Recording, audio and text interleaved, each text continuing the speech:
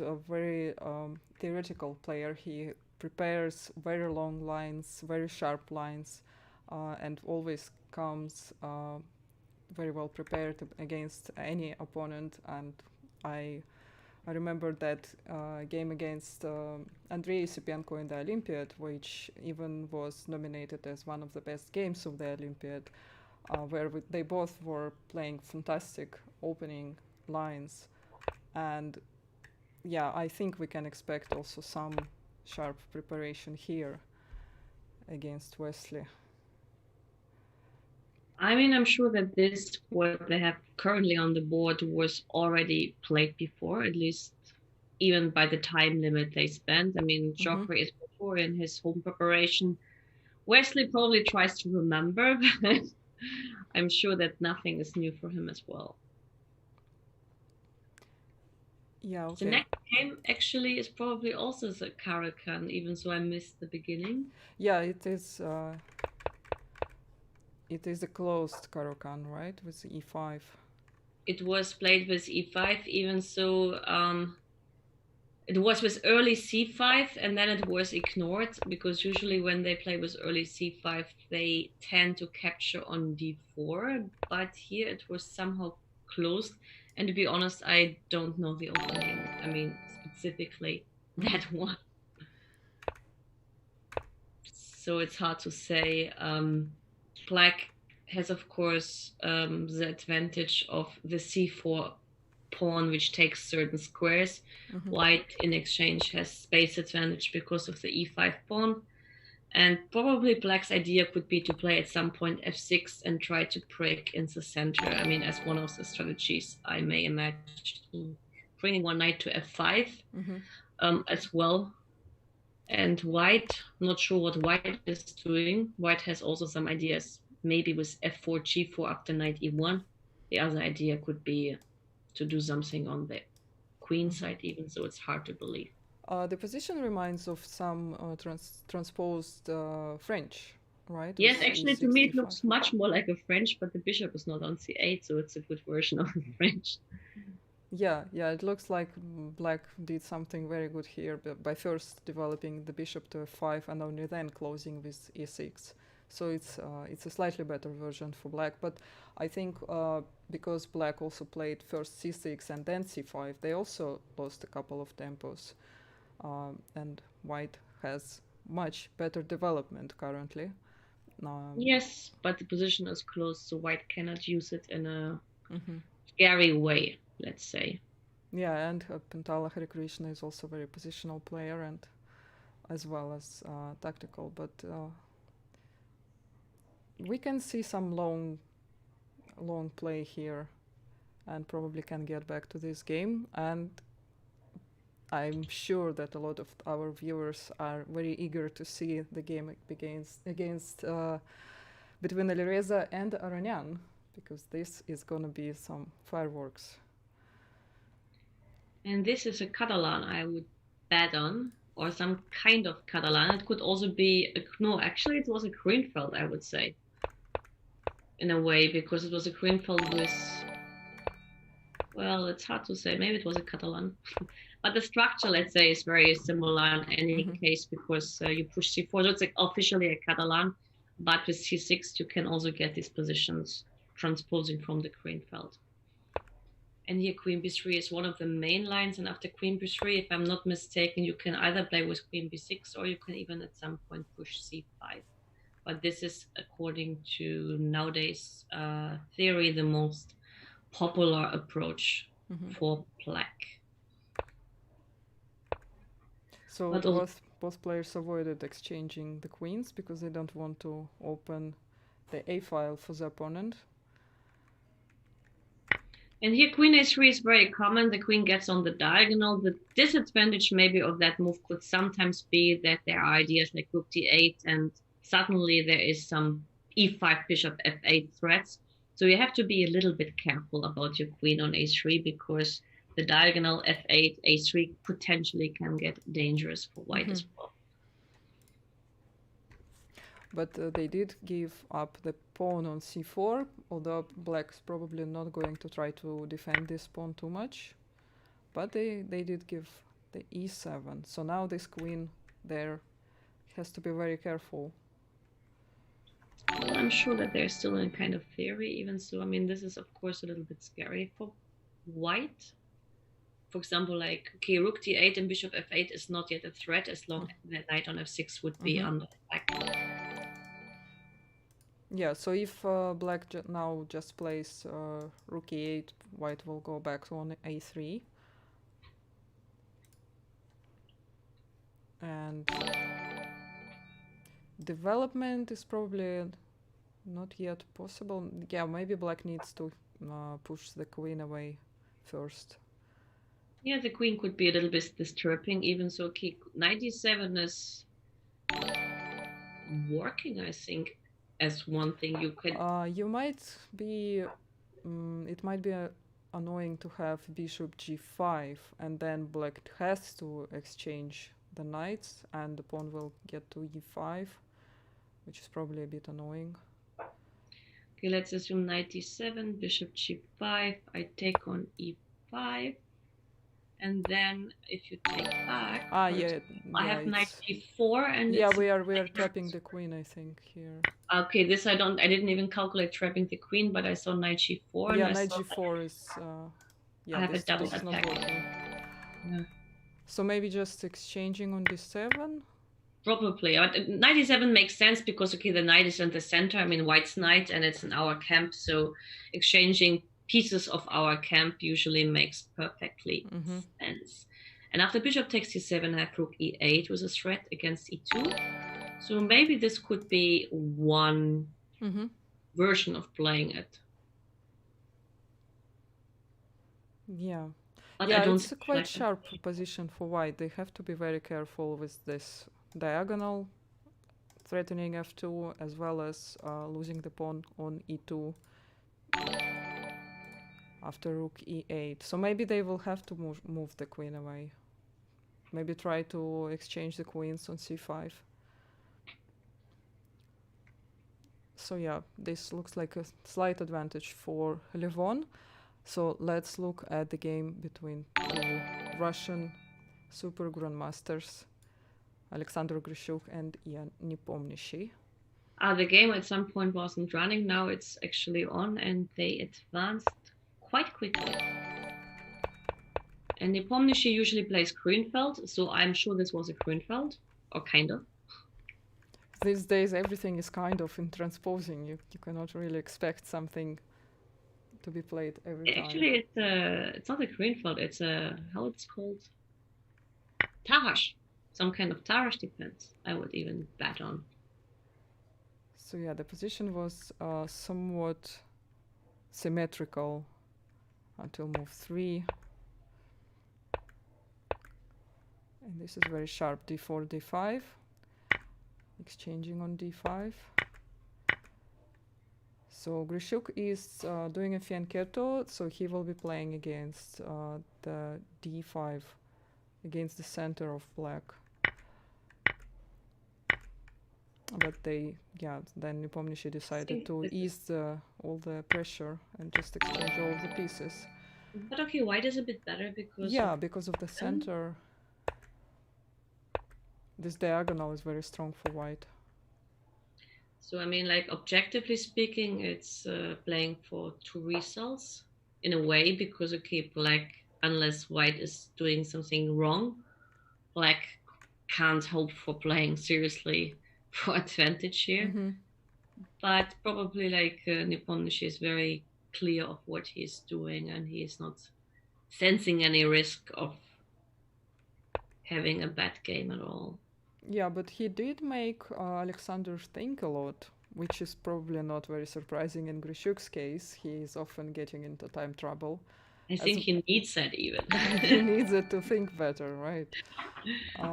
But yeah, here after b6, he might play e5 first to push the bishop away and to take full control of over the diagonal.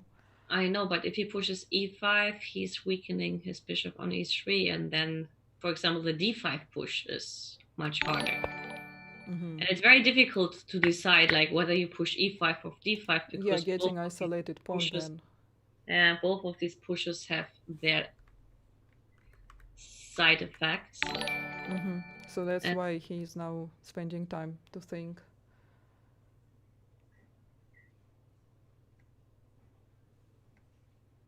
Yeah, another idea is like instead of pushing anything, maybe it's like you just play rook b1 and then slowly, for example, even f3, king f2, bishop f1, and slowly improving the position. So white is not in a hurry to push anything concretely. So I would probably just go for either rook b1 or rook c1 with your f rook, of course, then f3, king f2, bishop f1, and slowly improving the position.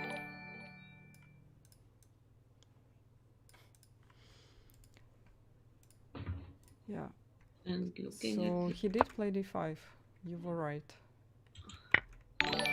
yeah, d5 is of course no, a wait, sorry, I think maybe no. Wait. Yeah, I didn't see the update of the board. No. Yes, I just so updated he played this as well. rook b1, Mm-hmm. bishop d7.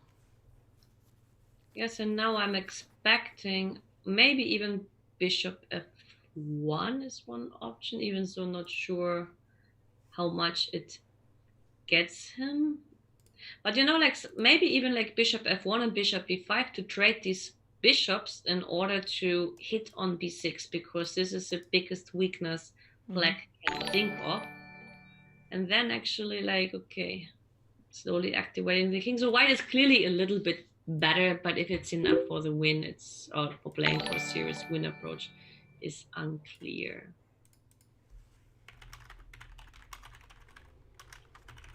And meanwhile, looking at the other boards, I can tell for sure that Hikaru against Magnus, they are still in a theoretically game. This had been played before, I'm very sure, because I've seen similar positions or very, very close to these positions in live games beforehand.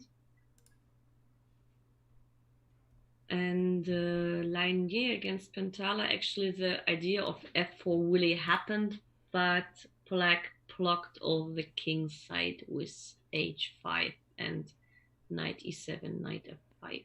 Mm-hmm.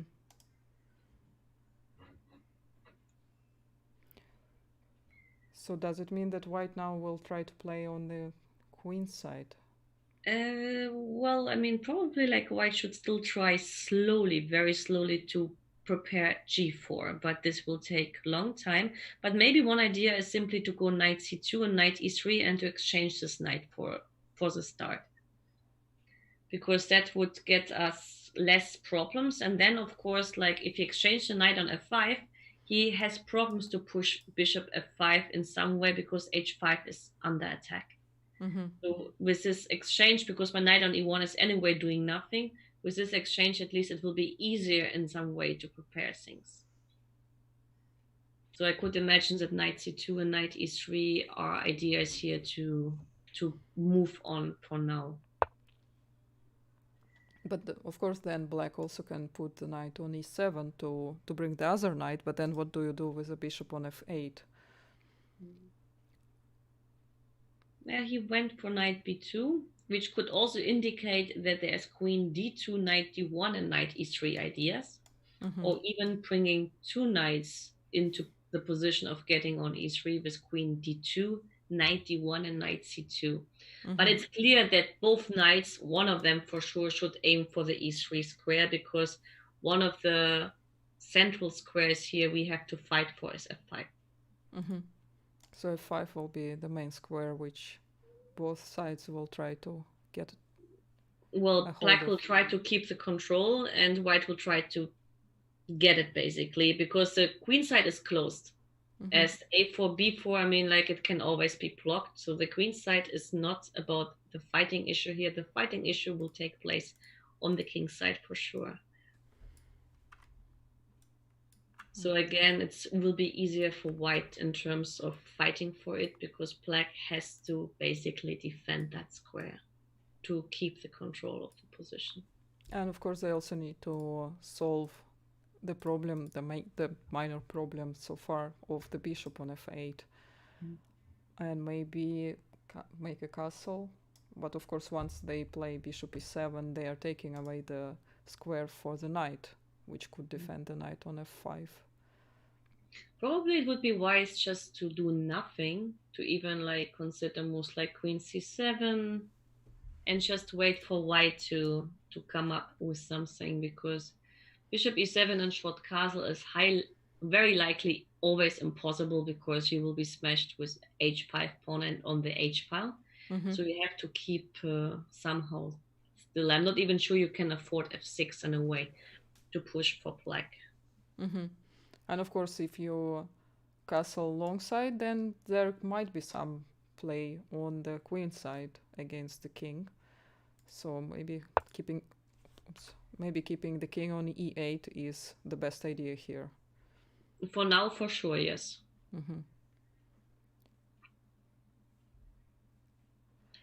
And actually, looking at young Alireza against Levon, I really like Levon's position, especially when we speak about short time control, because somehow the way the game developed, it looks much easier for black to play, because the queen on a3 is absolutely still misplaced. I have pressure on d4, and I have tactical ideas connected to rook e8 and bishop f8. So I think the opening went a bit wrongly. Yeah, so the idea of knight a6 was to prevent the queen from going to c5, trying to exchange, and obviously c5 would have been a better square for the queen. So the other idea is knight b4, actually. And yeah, the knight b4 is also an idea here. Yeah, I agree that this queen is a bit weirdly placed.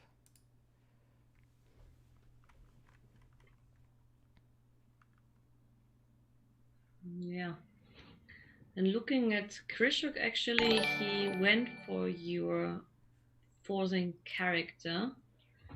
He pushed d5, actually, earlier than I expected. But he's usually a player who doesn't like the slow approach, unless we speak about his time management. In terms of positions, actually, he is more a concrete player, I would dare to claim. But still, he has some small edge because of a weakness of the b6 pawn.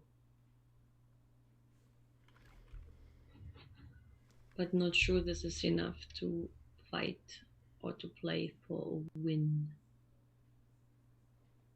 Yeah, this pawn on d5 is potentially weak.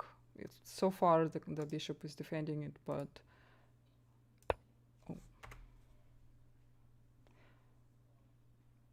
yeah, it can be balancing way for black against their weakness on b6. The pawn on d5 is also a weakness. So yeah, we might have a peaceful draw here. Well, I'm not sure this is like such a quick draw, because I will capture on b6 at some point. Probably I will manage, but okay, maybe I will not manage, actually, because it's not easy to go with the rook. Maybe rook b4, because then I have, at least after bishop d6, I can take on b6. So rook b4 is one of the squares where the rook cannot be attacked that easily.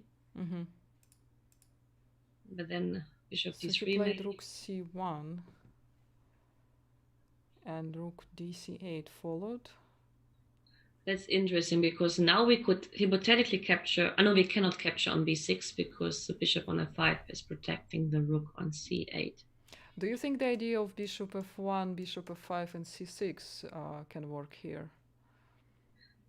That would be at least something to significantly improve the position, because if the bishop is on c6, we can really slowly focus on the b6 pawn. But still, I mean, if we exchange the dark-colored bishops, and the king at some point will go to d6 and will block everything beautifully. And of course, if we play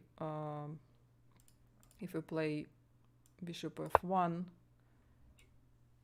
bishop e4, is it an option? No, then we are losing a piece. Then bishop f3. So the bishop cannot leave the diagonal. It has to stay on f5 or Yes, d7. This is true, yeah. So this would be losing a piece. And then what can black do? Maybe move the bishop to d6 for now. But then, I mean, I get already the pawn. I mean, like, the thing is, like, the best drawing chances for black is to get rid of all the rooks. Because with one rook on the board, it will be, like, still easier to push with a pawn up. If I exchange both rooks, then I will block on d6, and probably it will not be enough, as also, like, one bishop against two bishop, this material balance is always a draw, because you will not mate on the diagonal of the bishop you're owning. So I believe if you want to play for win for white, you should definitely keep a rook on the board.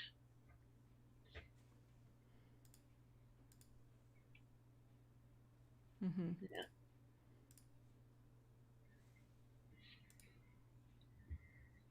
So if you have a look, just have a look at the other positions. Actually, like, the position between Hikaru and Magnus changed in terms on Magnus is pushing, actually. And it will be interesting now how Hikaru will react in the center, because he has to be very precise not to get into positional disadvantage.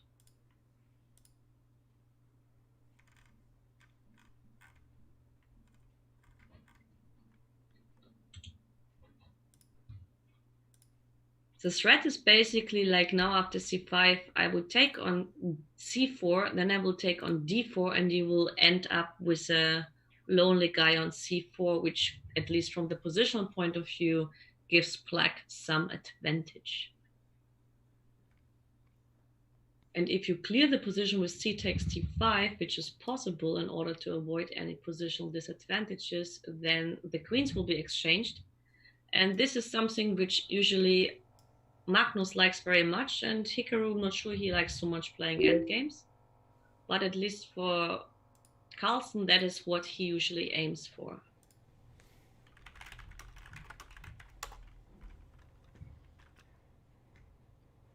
So Hikaru might try to just play slowly, trying to improve the pieces, maybe knight e3. Yeah, but if you play knight e3, I was thinking about that. I probably capture on d4 with a knight. So knight takes d4.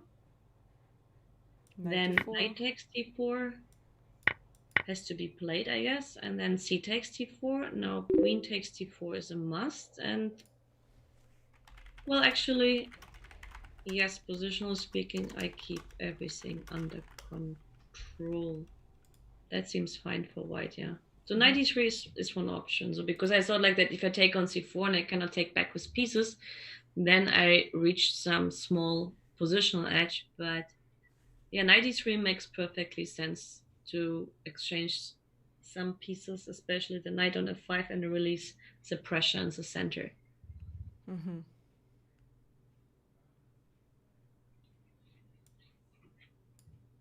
Yeah, and then I guess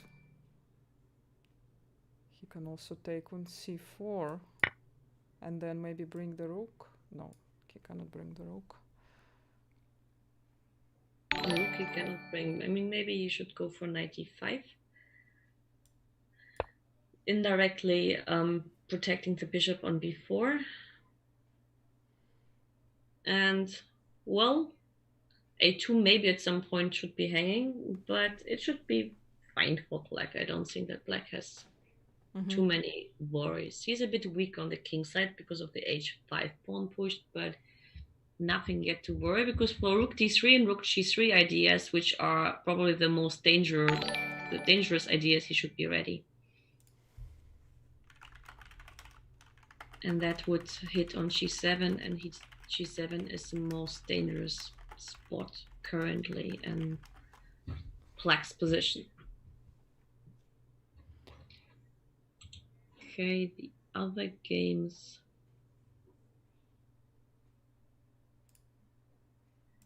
We haven't been for a long time in the game between Wesley So and Geoffrey, even Geoffrey Xiong, even so this is looking like a very positional battle. Yeah. So but we white has an edge. left it after c4, knight c3.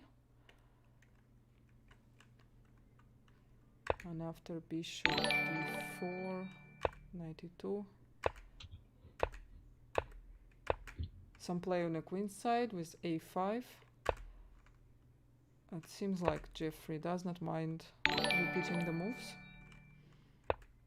And there was a repetition.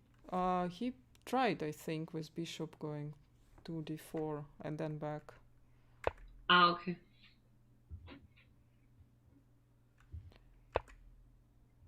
But white did improve the position by playing c5, and now black is trying to exchange his pawn. He has to break it, otherwise he will have too many problems on the black squares.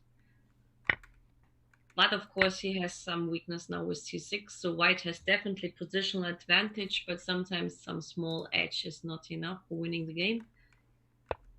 Because here black at least will push probably at some point e5 and get hold on the black squares, which would make sense, because if white manages, just hypothetically speaking, to push e5, then black would be in huge troubles with the bishop on c8. This would be some kind of positional suicidal position or something. That's why e5 for black at some point, or rather quicker than later. Yeah, so they did play e5.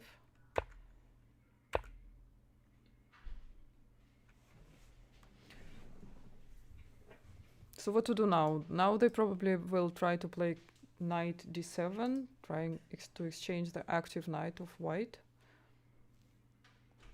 Yes, if I can change the knight, then of course my drawing route is easier, because also like if I can manage to push c6, c5 at some point, then, well, with the rook on d4 and the bishop on the diagonal, a8, h1, everything is totally fine. But yes, knight e7 would be one idea, but maybe then the rook on d4 doesn't have much square, so you have to be very careful in which order to play this. And Jeffrey's down to 7 minutes against 15. Yeah, it looks to me like that Wesley So, of course, he's a very experienced player. He's older than Geoffrey Xiong, and he's also a very classical and super solid player. So these kind of positions for him are coming like free to play, and he could probably blitz it out. And for Geoffrey, probably this kind of positions. I don't know if he's actually a dynamic player or not, but usually young guys tend to be super dangerous and aggressive by style. So for him, it's definitely harder to treat these kind of positions.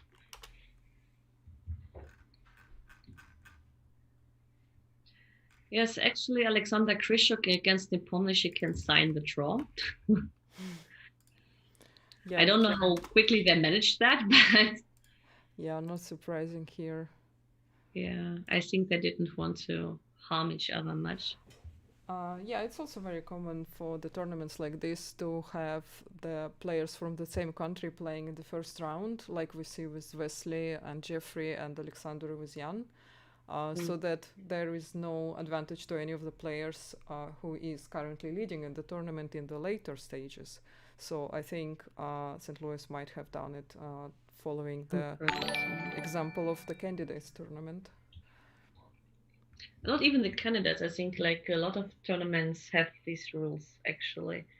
I even think that at some point they introduced the rules during the Olympiad that in the last 3 matches, like, hang on, it was only between, for example, like Georgia 1 and Georgia 2 or something like this, because the host countries had more than one team in the start. So there are these kind of rules probably also in the lineup. So it's common indeed.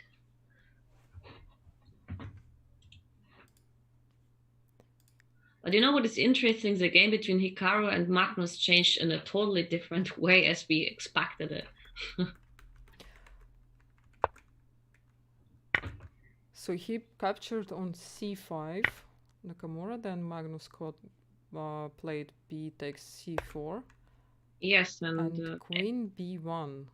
That's super creative, but actually if it doesn't have anything in particular, so bishop takes c5 is forced. because otherwise white is gonna take on c4 and the bishop is hanging.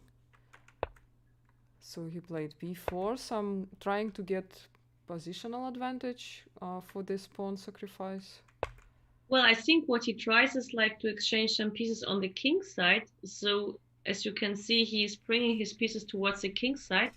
So he tries to get some tactical ideas connected with his pawn sacrifice, which he definitely gets the initiative on the king side. Yeah, simply more pieces on the king side, plus the queen is kind of cut off from the action on a6. But is that enough? Of course, the heartless machine is saying that Magnus is much better here, but it's just because of the pawn advantage. From a human point of view, this can be quite dangerous looking, because so many pieces of white are heading towards the king.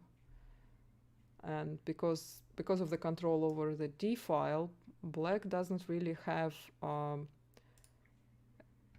any way of bringing the piece. He can play knight d5, but it does not help, because the knight cannot go anywhere. I mean, knight d5 is not working because of rook takes d5, and after bishop takes g5, I have rook. No, I don't have rook a5 because you have a check on b6. So knight d5 actually tactically does work. Rook d5, e d5, bishop e7. Bishop. No, but we have bishop c5. There is no check. No. I didn't mean that. I mean like if they don't take, but take on g5. No, I wanted after rook takes c5 to take on g5, but then there's a mating threat on h7. I forgot about that. And there's knight takes queen g5. b6, king h2, g6. But then we have a piece up. Yes, because I forgot that there's a mating threat on h7, so knight d5 doesn't work, tactically speaking. So yeah, so if then black has to take on d5, and then yeah, it's a piece. So they cannot bring the knight to protect the king, and so the queen is also stuck on a6. So I mean, like the compensation for the sacrificed pawn basically just means nothing else than an excluded queen on a6 and a lot of pieces away from the king's side. So after the exchange of the e7 bishop, the knight heats to g5. Even so, in case of g6, it's very hard tactically to break it, maybe only with g4, h5 ideas. So, I mean, like, there is, of course, some compensation. How big it is, it's hard to say, but it suits, obviously, Nakamura's style, even though I bet that Magnus doesn't have any weaknesses, not even when it comes to defense. Yeah, of course, now black needs to solve the problem of the bishop that needs to be either exchanged or defended, but exchanging is bad because of the mate threat, mate in 1. And after g6, they simply will take on e6 and then take on g6. Ah, this is the tactical trick. I mean, and then the rook coming, and it's just, again, the queen is too far and the knight is also not close enough to protect the king. So even taking on g5 is not possible. So now maybe I have to play rook e8 in order to protect the e6 pawn as well. Like one of these rooks. I don't know which one. Probably even the other one. You're right, because I have to keep one rook to protect f5 as well. And the thing is, black doesn't even have any ways of sacrificing this pawn back. So, for example, rook e8, take, and maybe just rook g6 to pin the knight, and then maybe bring the other rook, take control over d file. But you know, it's funny, Masha, that actually, like, just looking at this kind of, I don't know how you call it, this line-up, which gives black advantage, it's, from the human point of view, very hard to believe that black should be better here because of the rules of activity in a way, and the rules of dynamic counterplay. But maybe. Of course, we cannot fully trust computers anyway. they will always find moves which the human mind will never even think of. And also, it's still quite a fast time control game. So it's simply easier for white to play. What is actually the time control? I know it's embarrassing to ask, but I never really dare to check. It's 25 plus 10, I believe. Okay, so it's like it's a classical way of rapids nowadays.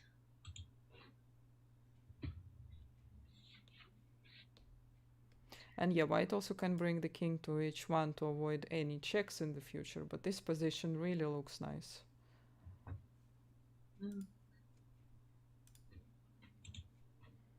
Yeah, he did play king h1 after.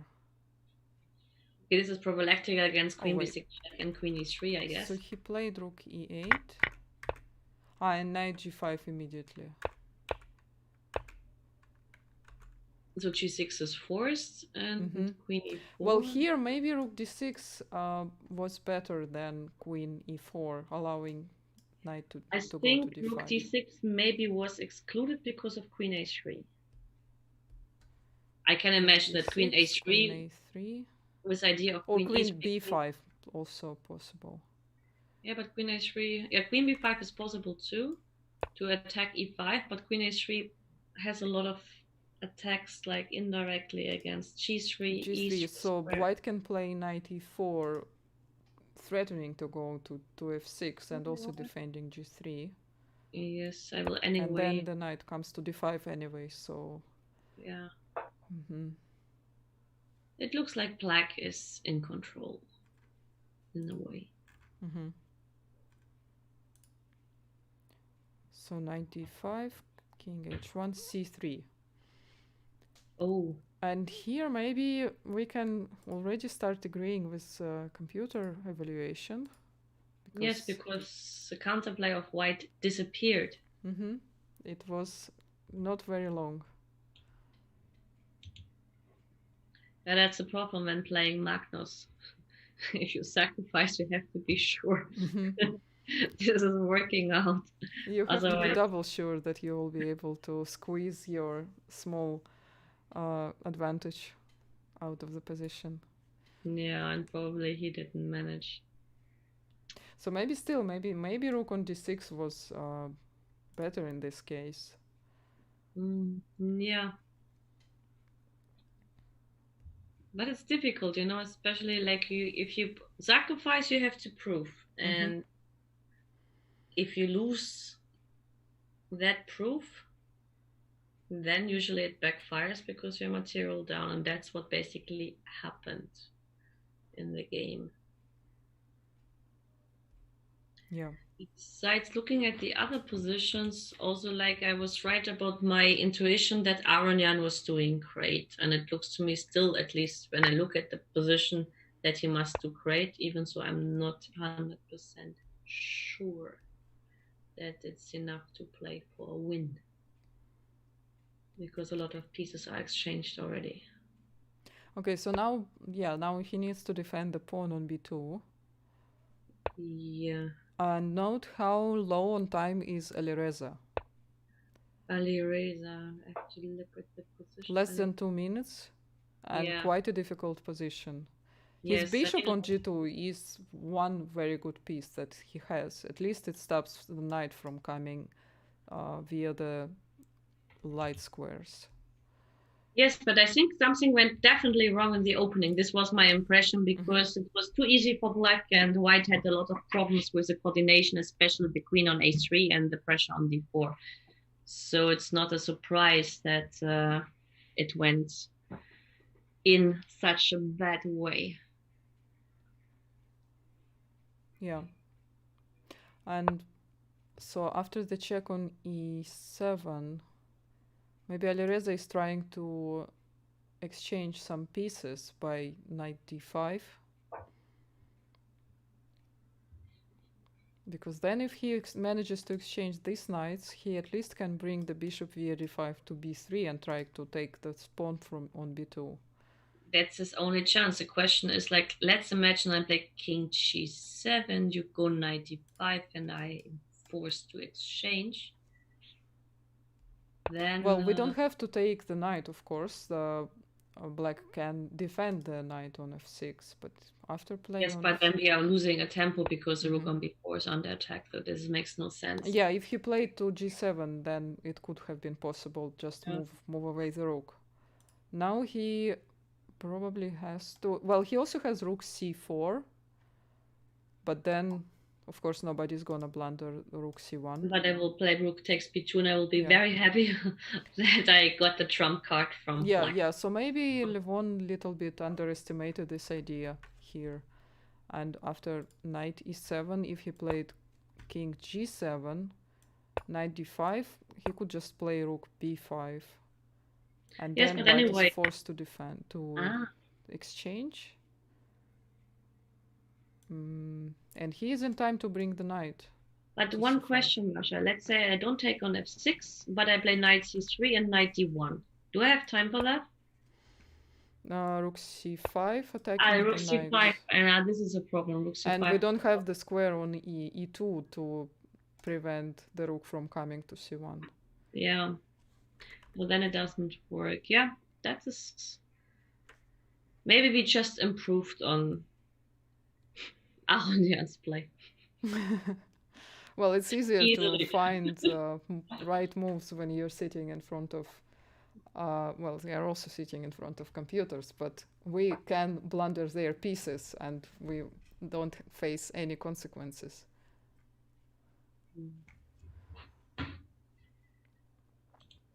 So what happened is maybe Levon realized that it's difficult now to play for win. So he did play rook c4, rook b2 well, there is some trick with the king, because knight g4 is coming, knight h2. But of course this bishop on g2, although being a bit passive, at least it defends the king. So now he wants to take on h2. Likely, yes. But does he have anything more than just repetition? Because now also b7 is hanging, and the knight on a6, he has to be careful about his knight, which can be trapped. Well, I go knight c5 if king f2, and I will still try to play against your kings. Let's say king f2, knight c5.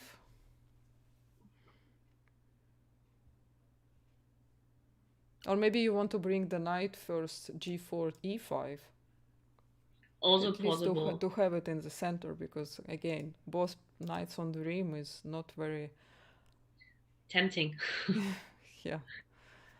But king f4 is like possible probably too, even though it looks super suspicious. But maybe I just aim with my king to get to the center, e5, d6. Yeah, maybe just knight c5. A lot of checks are... Yeah, I go for the king e5. I will just move with my king towards heaven. Knight g4 check, king f d6. Okay, maybe it's too optimistic. At least when I look at the kind of... Yes, but I look at like this kind of, I don't know how you call it, the line just going down, so it means like I'm not doing good. Well, we have to remember that Alireza is in time trouble. Okay, I'm trying to find where is the correct position. Okay, so he took on h2 and now he's playing knight c5. Yeah, he did go to f4. And Alireza is down to 10 seconds. Yeah, but usually the position is still much easier for black, so it's still good chances for Levon to win, because, well, even this move now already like indicates it was not a wise decision, but it's very difficult in this time to defend such a position, I think, because the king is very weak.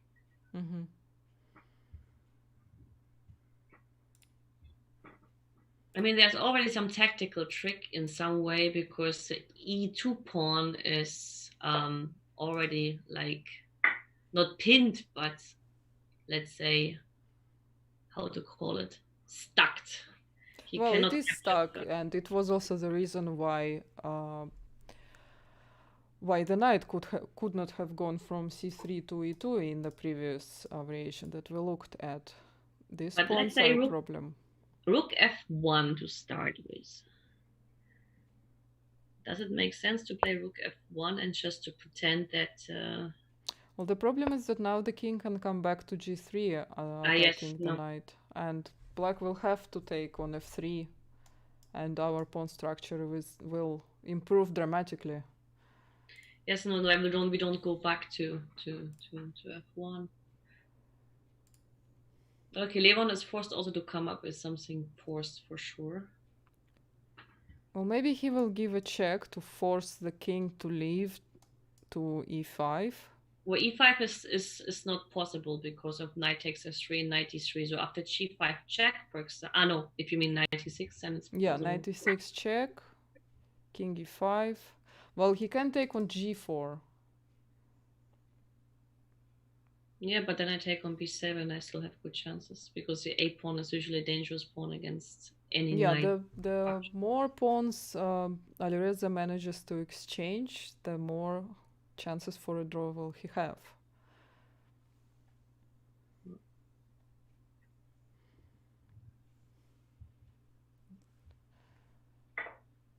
Shall we check some other games? Maybe we can come back to this one. Oh, and Magnus seems to be completely winning. Yeah, which was... How did this happen? So the knight on g5, g6, and then c3. So Nakamura turned into defensive mode after c3. He probably realized that his advantage has slipped. Yes, the attack has gone and now he has to defend, and it's already like difficult. And it's very difficult to defend because this knight on d5 became super strong. His knight on g5 became out of play, and he resigned already. So this is how quickly Magnus punished his opponent for I'm not sure for what, for sacrificing. Maybe sacrifice was correct there, but maybe he did not find the exact way to play. So here the queen is sacrificed on g5 for the knight, but the other queen immediately is promoting, and it's an extra piece. But this actually just means that the whole idea of sacrificing and going for the mating attack was probably not sufficient. Maybe. Or at least required some precise play, which is hard to find, especially in rapid games. So this all started with d takes c5? It all started with this kind of maneuver of, yes, d takes c5 and then b4. He could have still taken b takes c4 instead of queen b1. Yeah, but then he just takes into account the worst position by structure. That's why actually I like to move knight e3, because with knight e3 we keep the structure and, well, we don't take any risks. But this is also not in the style of Hikaru. He likes to make things messy. Mm-hmm. But maybe if he already started it, he should not have tried to defend here after c3. But I mean, it's difficult not to defend after c3 because basically like one of your rooks is doomed to hold back the pawn from promotion.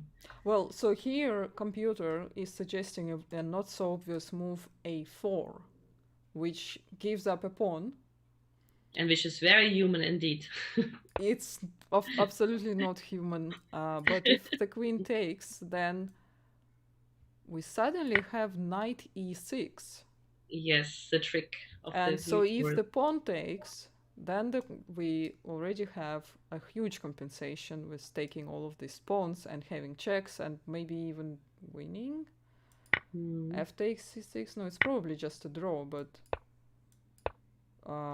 so the king has to go back to g8 because the other rook is hanging, so black cannot defend the king with rook h7. It's kind of perpetual check. Yeah, so this might have been the last chance for Hikaru, but of course a4 is really difficult to find.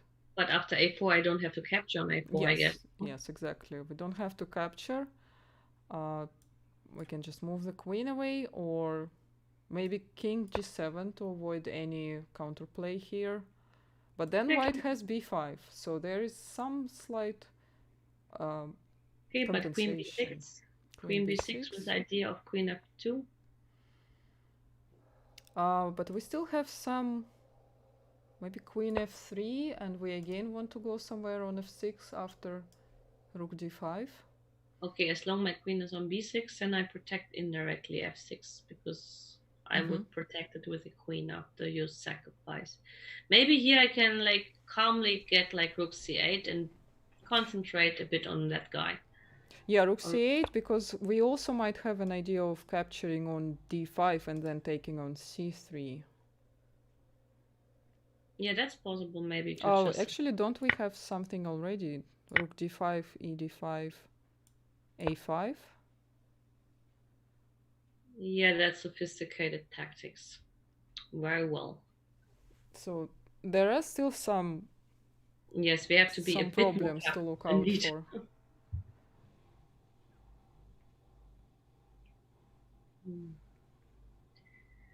So yeah, interesting game.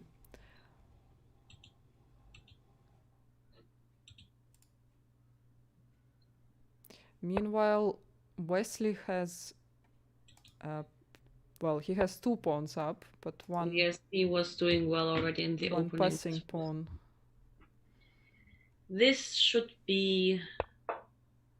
Well, I'm not an endgame guru, but this should be.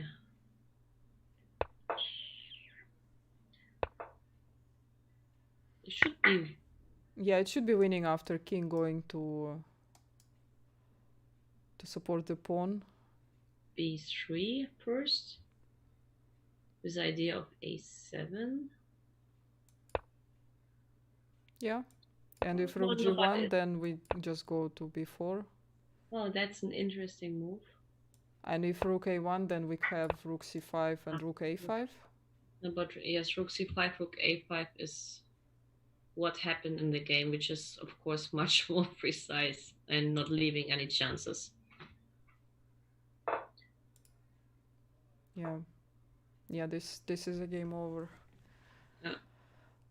All right, and we have some progress, some huge progress for Harikrishna, who is well known for endgame mastery. Yes, he's a very strong, solid positional player, and he managed to outplay his opponent. Even though it's hard to understand how it happened because it's quite advanced. Yeah, we missed quite a bit of moves here, but now he's absolutely or totally winning. Yeah, I don't see that there's probably a chance. Just knight c4, and he wants to play d2, forcing an exchange of pieces. Yes, that's what it's happened. A winning pawn end game. We can trust Pentala to win this end game. We should go back to Alireza, because I know Alireza actually already lost, I think, no? It's some mate here. I also pawn promote. No, I think he will just promote with g1 with a check, and that's it. Because it looked at some point like Alireza has a chance with h8, but he wouldn't have time. So yeah, there was a h5, and then he pushed g5. That's which is a very human decision, which of course is not appreciated by computer again. But after g4, it's really hard to find how to save this position. Actually, white suddenly has some mating chances with rook c2 and king f6, which is quite funny that in this position white is the one who is thinking to mate his opponent. And after bishop e4, just pushed. Bishop e4 obviously was not the move. But at least knight f4 is correct to stop the pawn. Yeah. This seems like still he can hold this, but after h6 he missed. No, so bishop If Bishop you take on g2. c2, then there's 97 check, and I will pin the piece, and I will win the piece, I guess. Or rook d6. Could be working too, and then I take on c2. Okay. The king only can go to either e5 or g5, and if he goes to g5, he's losing a piece. Yes, and if he goes to e5, he loses a rook. Yeah. So it's even yeah, better. so if he goes to e5, it's knight c4. And if he goes to g5, then it's take, and lose a rook. So h6 was a mistake, but of course it's hard to blame Alireza, who had seconds on the clock. No, it's of course it was easier for the one usually who has... Starting from like move 15, it was easier for Levon to play this game. This is true, yeah. So at the end we have Magnus won, Wesley won. Yes. Harikrishna also finished this game with a victory, and also Levon has won the game. So 3 wins for black pieces. Yes, and we can even claim that almost everybody won who has a greater experience or is a rating favorites. Even so, like, I mean, Dominguez, Harikrishna, I'm not sure who's a rating favorite, but in all the other games, I think the rating favorite won, no? Mm-hmm. Or at least experience. Well, it's hard to say who is stronger, Hikaru or Magnus. Well, if it's not bullet chess, I would go for Magnus. I think in rapid, Magnus will be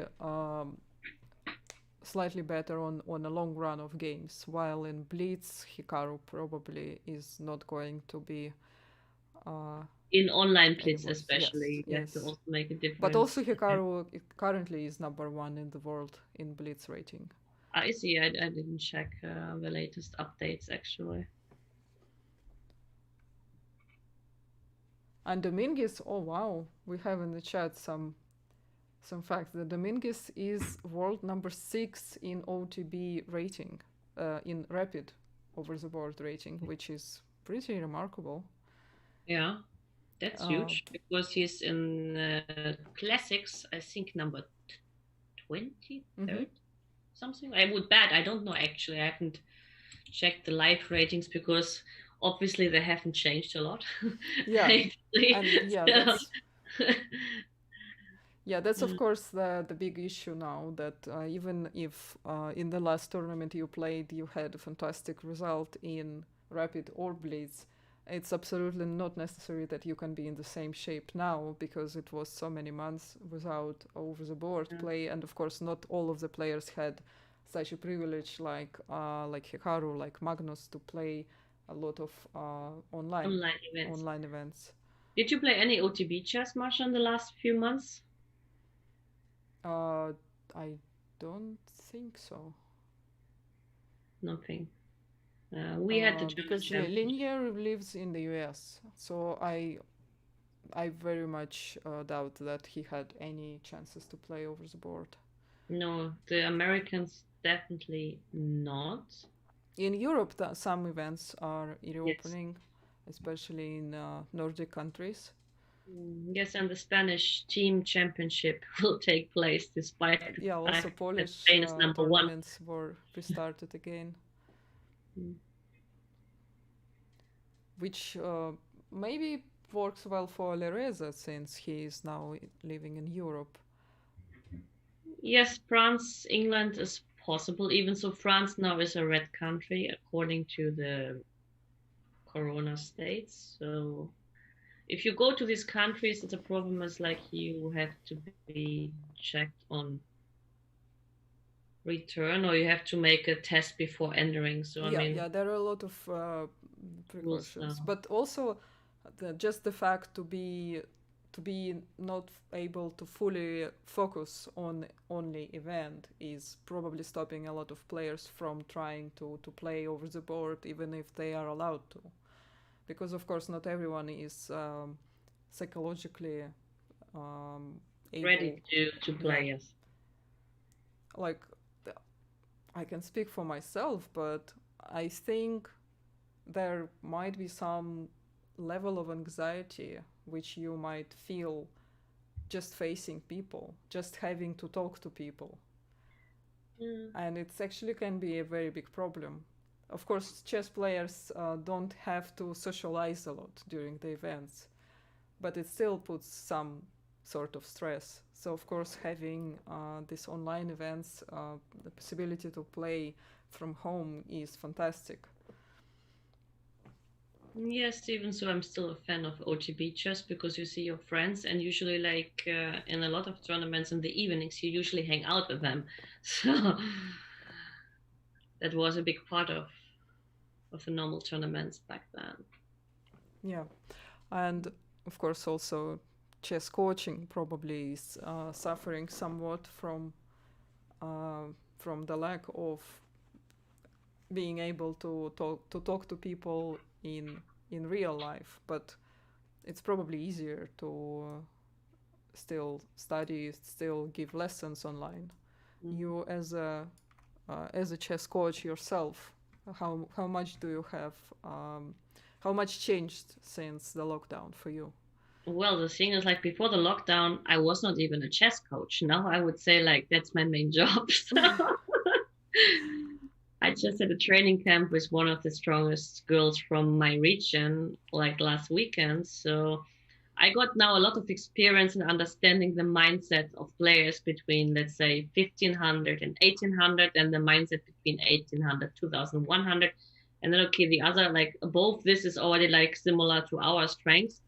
But it's funny to understand like that now already, like I can like say that I know the pattern. I know like in which direction they are thinking. So I already know what to expect. And I never had this experience before. So I would even like now be sure to recognize the strengths on the spot by just the way of how they are thinking. It's interesting. Interesting experience actually. Yeah, yeah, it's awesome to have this ability to change your lifestyle and still be able to support yourself, to have a job. So of course, not many people can be so lucky as us. A lot of players actually hate coaching and teaching, to be honest. Like I spoke to some It of them. affects your play, right, as well. It depends. I mean, if you don't do it like 40 hours a month, I mean, like I give an average 4 hours a week. And in this 4 hours a week, okay, it's not like a big effort. You work on, let's say, Tuesday, Wednesday, and then, okay, in case you would have leaks on the weekend, you would be absolutely fresh. But if you do it like as a full-time job with 20 hours a week, which is like at least the normal thing if you speak of a full-time job, then I think really it affects you. So it depends on the amount. But many players don't like it at all. No, I mean, they just refuse it because they say like they are players. I mean, for example, like Pia, she loves playing. For her, the whole online chess and online teaching, this is not her cup of tea, actually. She doesn't enjoy it. I mean, that's what she said to me. So, but it's also probably more of an old school, in a good way. Yes. That she's just not used to playing online, not used to sitting in front of computer for so long. For us, for a younger generation, it's just easier because we grew up with computers. So it's probably more difficult for her generation. And of course, traveling to events was her life for so long. So it's just psychologically really difficult to switch to something like this. No, I mean, for her, yes. I mean, okay, her daughter is actually now quite active in the online world with successfully streaming. So it's very interesting to see like daughter and mom. I mean, actually, like I see sometimes Pia in the Twitch streams, and it's really enjoyable. So yeah. Yeah, of course. People like her, it's always a huge treat to have them talking about their experience, passing some of their experience to us. But of course, we all really hope that we will see them playing over the board soon again. We will have the candidates in your city. You said no. You're still in Ekaterinburg. Oh, that's still rumor. That's still to decide. I think FIDE is going to decide on that. We have to wait for. There are still some certain restrictions that might apply to some of the players. It's not so easy to get the Russian visa at the moment.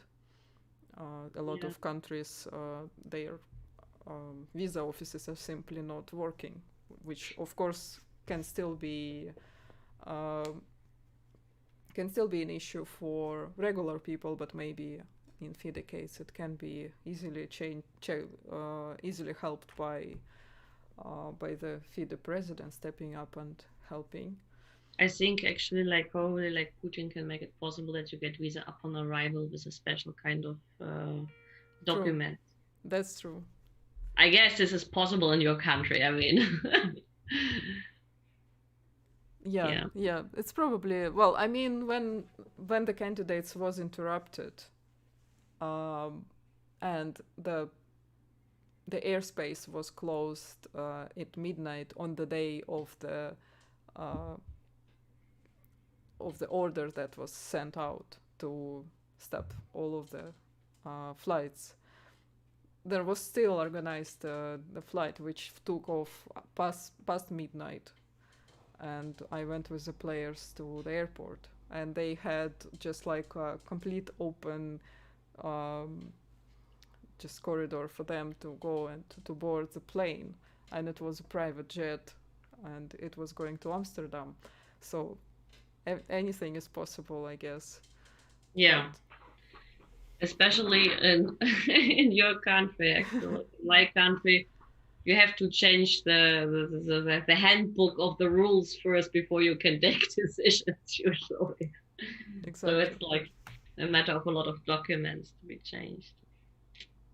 What is the kind of schedule here? You have a break of how much time between the games? As far as I remember, the games start every 1.5 hours, so I think it's going to be another 15 minutes. Mm-hmm.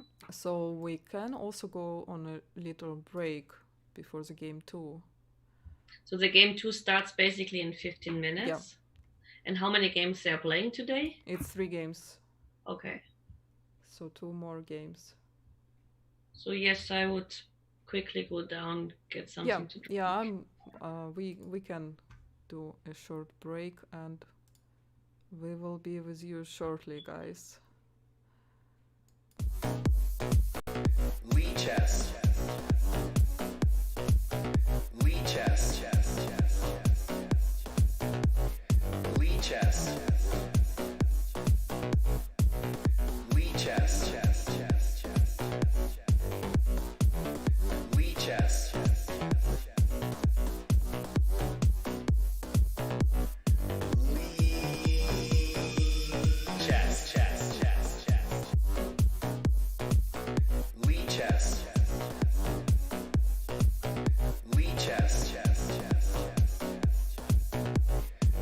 Chess.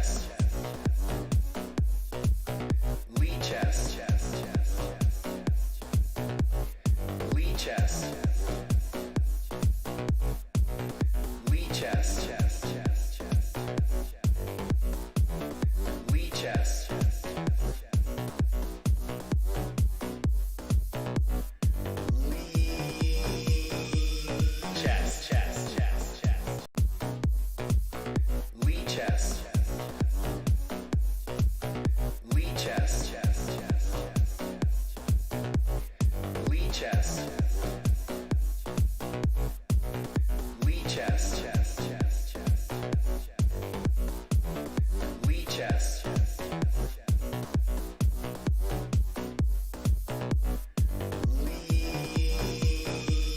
Chest, chest, chest, chest. Lead chest. Lead chest, chest, chest, lead chest. Lead chest, chest, chest, chest. Lead chest.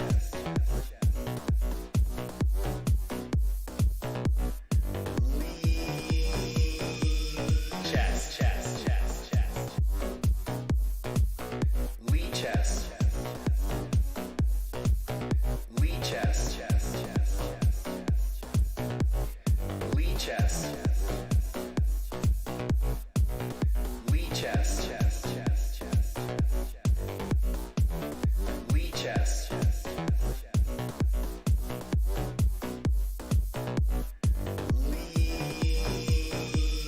Chest, chest, chest, chest. Lead chest. Lead chest, chest, chest, chest. Lead chest. Lead chest, chest, chest, chest. Lead chest.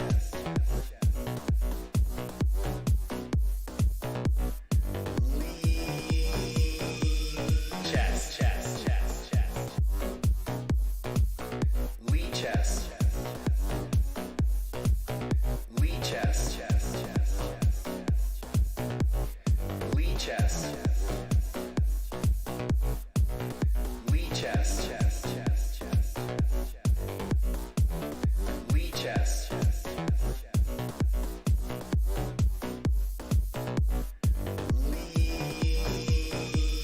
Chest, chest, chest, chest. Lead chest.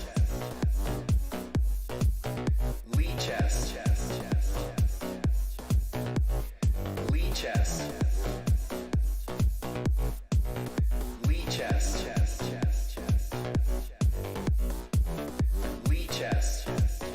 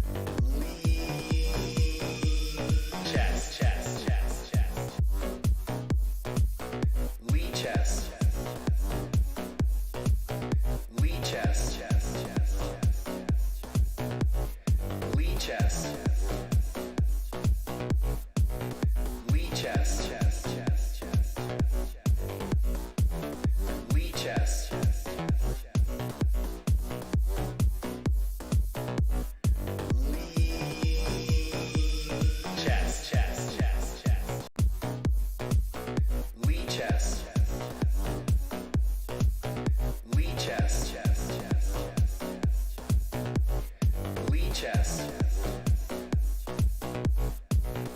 Lee chess. Lee chess.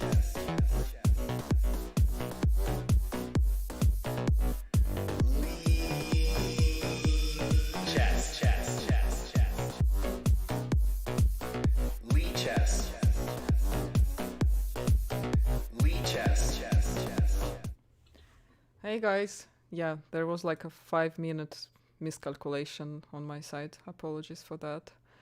But the games just started and let's deep in.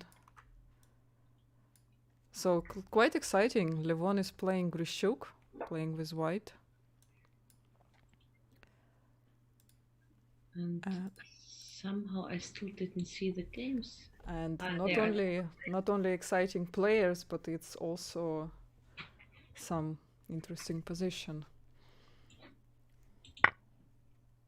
No. I was excited that it's gonna be King's Indian, but this is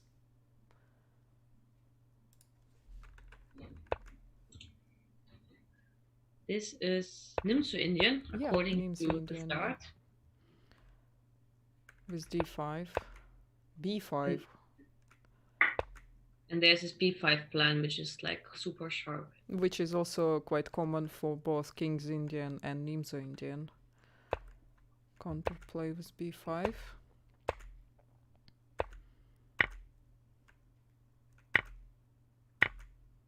I think this is all still according to theory, if I'm not mistaken. Even so now already I'm out of it already, of the book, so I don't know.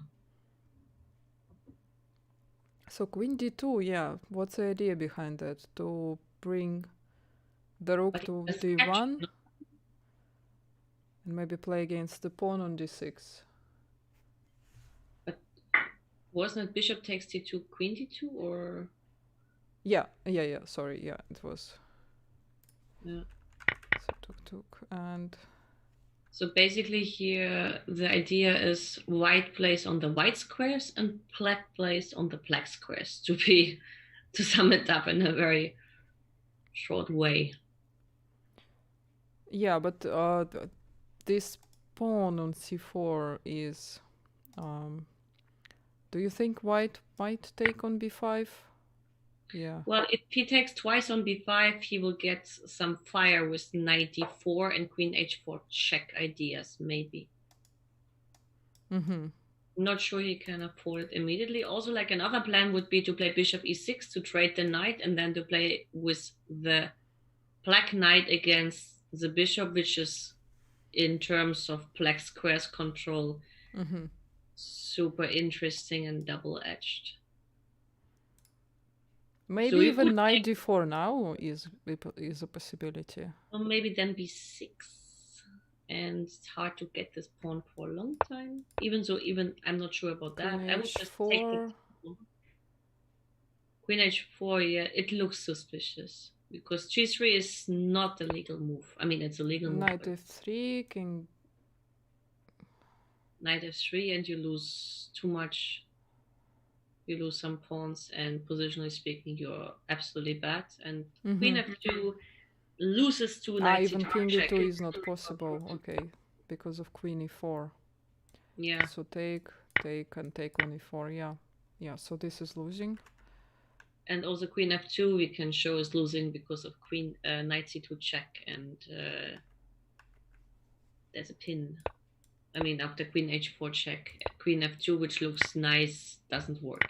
Yeah, and then knight a1, and then the knight. Well, knight is going to be lost, but then black is also going to exchange the pieces, and it's winning. Yeah, it's not enough compensation for the exchange. But actually, like, you were right in a way that He did play knight d4. he played instantly knight d4. And now my question is, in case of queen h4 check, there must be king d1 as the only move. Um, Maybe the fact that the pawn is on a6 plays in favor of white after g3, knight f3, king f2 takes.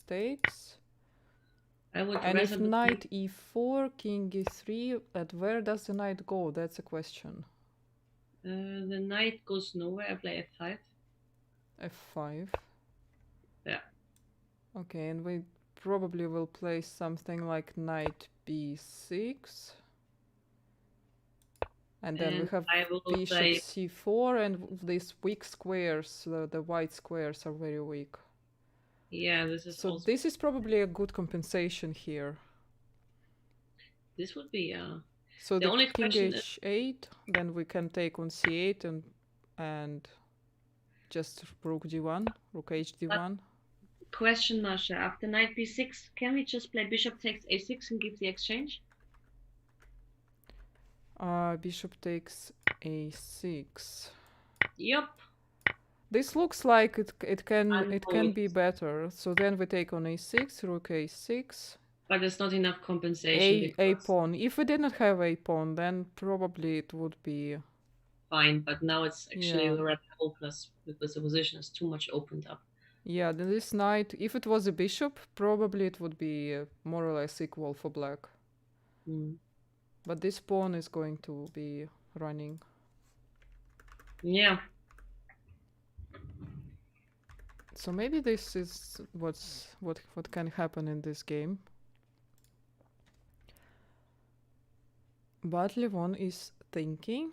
Let's maybe look at the game between two Americans again, Hikaru and Wesley.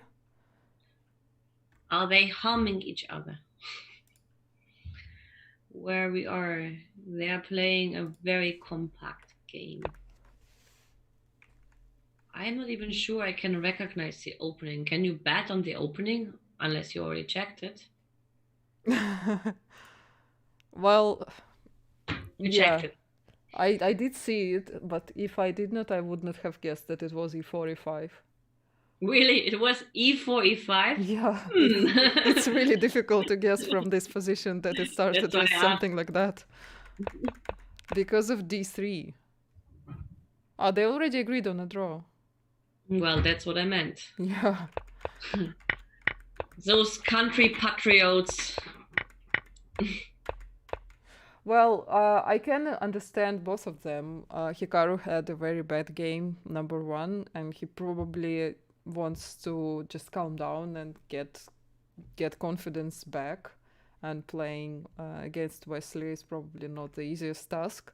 While Wesley comfortably won the first game, and playing against Hikaru with black, he doesn't mind to have a draw. So it's Hikaru really who probably decided to just secure a safe draw. Not sure if here either of them had to agree on a draw actually, because the black's position actually looks pretty nice.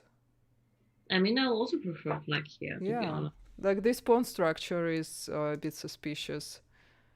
The queen on a1, the rook on b5, it's like they switched places.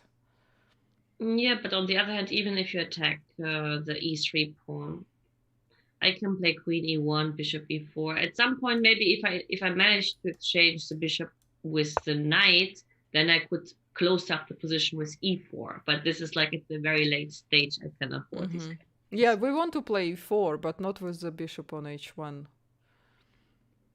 So I mean, like if you manage to exchange the two minor pieces, bishop h1 with knight e7, maybe even exchange the queens not to be mated somewhere on g2, then in the end game actually it would be good for white because you would play e4, c4, c5, and we had something to push for. But this is of course all fantasy in a way, and it's not clear that would ever be achieved.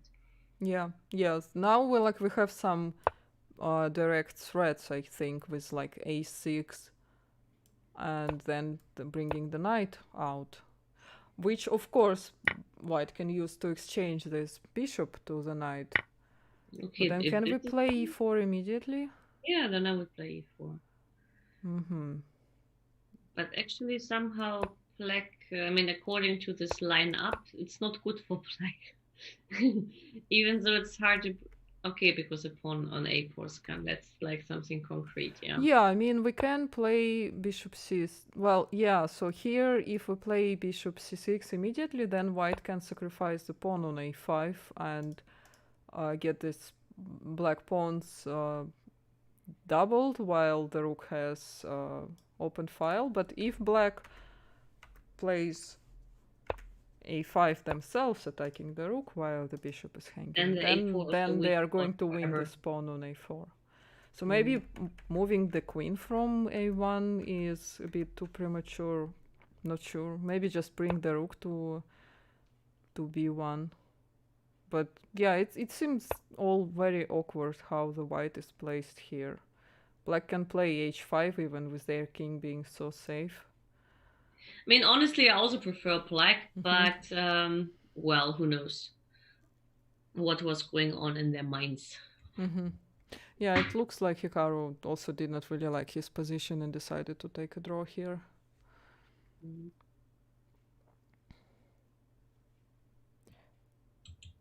Okay, I don't see two more games. Let me... Actually, Magnus against Nepomniachtchi is super interesting because I would also not bet the opening unless you would. There's a pawn on h3 quite quickly advanced.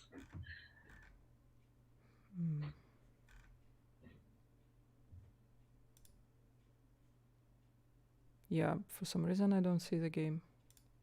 Maybe you should just like make a refresh. Because I can't see the game, but you should click on running games. Ah, okay, yeah. That's what I did. That was helping. Yeah, they're just a bit mixed.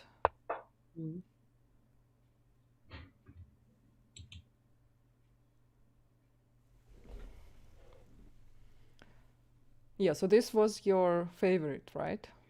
No, well, not my favorite. This was just like my other question, what opening it was, and I wouldn't be able to guess.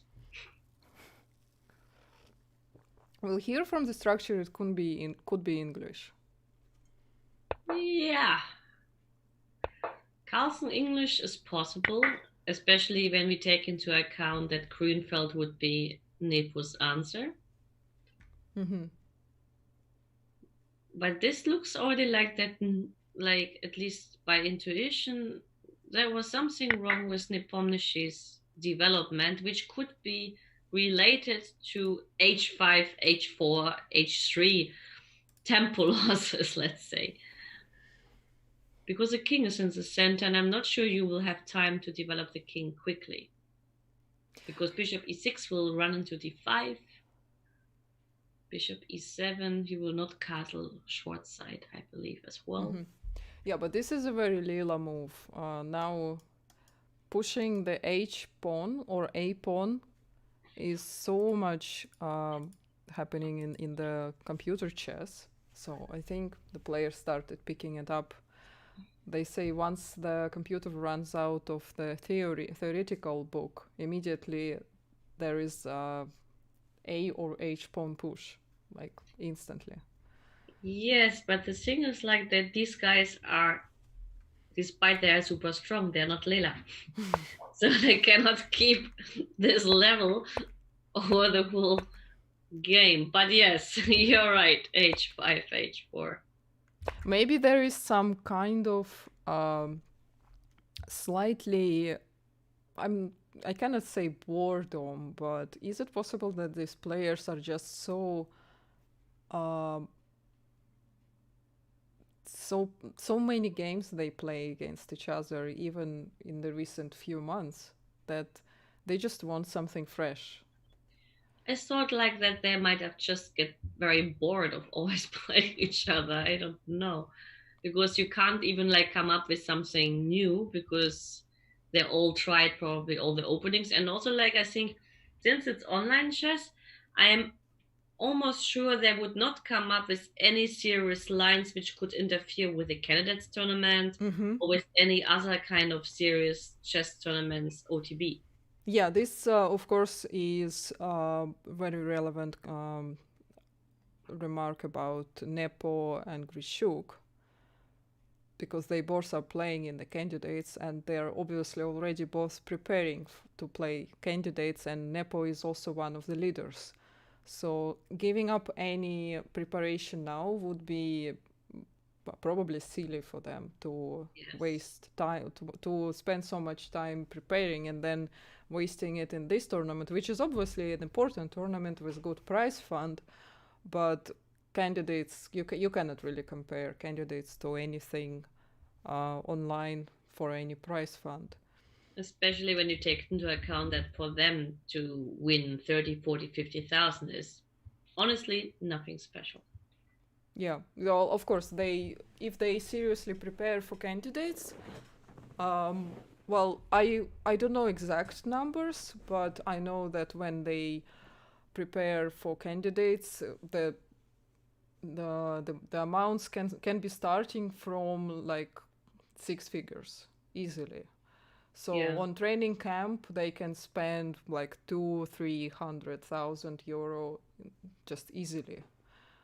And really? Yeah. With all the people helping you, mean? Yeah. It can be a big team. It can also include the seconds going with them, following them to the candidates itself. So it can be like a long-time contract for that, because it's not only what time they are spending preparing them, but also you need to know that this person is fully committed and will not disclose any information to anyone. So it's not so easy to find such people. But usually that's why, I mean, in the most cases, they work with their own countrymen. I mean, Sheila Graf, I'm sure that he has a big community of French players. Magnus has a big community of Scandinavian players. So it would not be, I mean, it would be surprising if they have so many outside unless they have 100% trust. Yeah, 100% trust. Like, for example, Giri might be working with Vidit, who is his really good friend, and he can certainly trust him.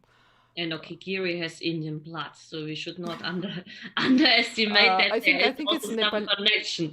Yeah, I think it's Nepal actually, but yes. Okay, but let's say he has similar roots. Let's put it this way. Yeah. No, it's not so easy for them to find a team, especially if it's not the first time playing in the candidates, and some of the players did play before, and some of the players might have been seconds of others. So there is also some interesting behind the scenes play here. Yeah. So like Petr Svidler was seconding for Kramnik, and now he is seconding for Kirill Alexeyenko. Or Karyakin was a second of Kramnik and then became a candidate himself. So that's very interesting. So let's get back to chess. Yeah. Let's see. Well, I think Carlsen is almost winning. It looks at least pretty much that he's almost winning. Yeah, it looks like you can just skip a few moves in his game and then get back to it, and it's definitely gonna be winning for him. But maybe not. Looks, at least, okay, maybe not if he trusts. Okay, if there's long castle here, which is probably working, then black is more than fine. Well, he did not castle, but he did put the rook to d8. Maybe this is even better, because the king is quite safe in the center. That's true. Probably even safer than on c8. Yeah, so there are no sacrifices on b7, which could have been possible with the king on c8. The question is now, how do I defend this bishop on d5? Yeah, the question is, should have he taken on d5 at all? Because, I mean, like, I can sacrifice a queen taking on c4, you take on d1, and I give a check on b5, and I pretend I have enough compensation. Otherwise, I don't see how you get out of it. Oh well, Probably this is not the way to get Yeah, out. the rook goes back to d7 and Yeah, it's this I missed. probably probably nothing. This is not working. Maybe queen e2. Queen e2 using the pin, yes, and after rook so takes the bishop e5, cannot take because of the pin. And so if rook takes, we take on c4. Yeah, and we pretend that everything is absolutely fine. But now this g2 square becomes quite dangerous in the absence of the bishop. So, for example, rook takes, queen c4. And rook d1. Doesn't work. Yeah, rook d1, attacking Pretending the queen. And That's if rook e4, no, we take, queen a6. And if queen e2, queen c6 maybe? The queen e2, bishop, no, bishop c4 doesn't work. Yeah, and then maybe queen e4. Well, black definitely has a draw here.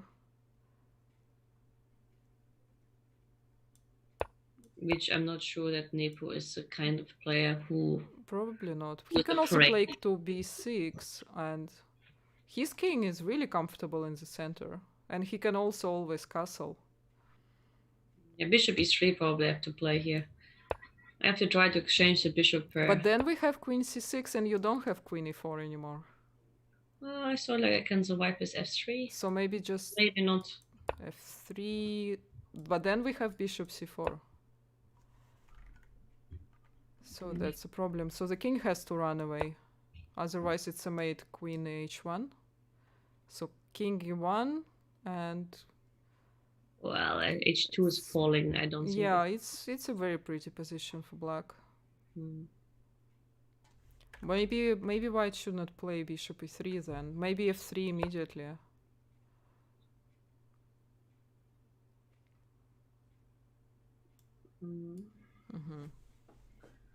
Yeah, that's very interesting.